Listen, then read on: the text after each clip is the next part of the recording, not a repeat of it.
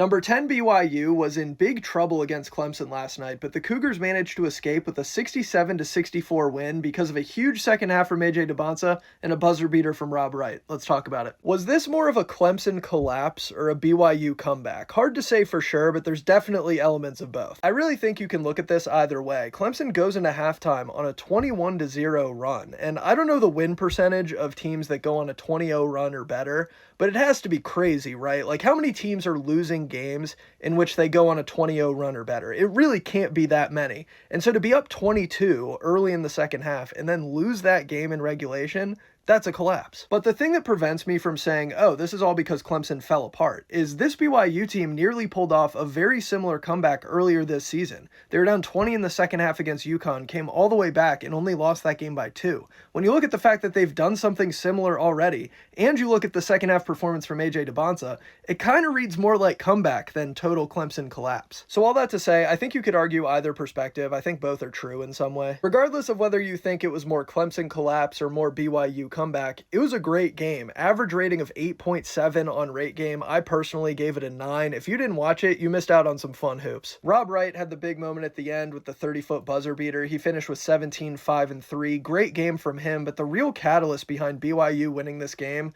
star freshman Dybantsa, 28 points, 9 rebounds, 6 assists. Those are all season highs for him. Credit to Borzello for posting this stat. Dybantsa had more points and more assists than Clemson's entire team in the second half. He dropped 22 points to Clemson's 21, had 5 assists to Clemson's 3, and hit the same number of shots from the field as Clemson with 7. That is a takeover, is what that is. Dybantsa and Wright were really good, but Richie Saunders didn't have the best game. 5 points on 18% shooting. He's got to be better, and he will be moving forward. You want to give credit to BYU for fighting back in this game, not giving up, staying resilient and all that, but at the same time, it's like, maybe don't be down 22 in the first place. Oh, and while I'm here, Keita is such an important glue guy for this BYU team. I feel like with BYU's big three, his contributions could kind of go underappreciated this season, and they should not be. For Clemson, it's just tough, man. I thought Godfrey and Porter looked pretty good out there for the most part, but it's another missed opportunity for the Tigers. They now have 3 losses, lost to Georgetown by 5, lost to Bama by 6, and now lost to BYU by 3, and it's like,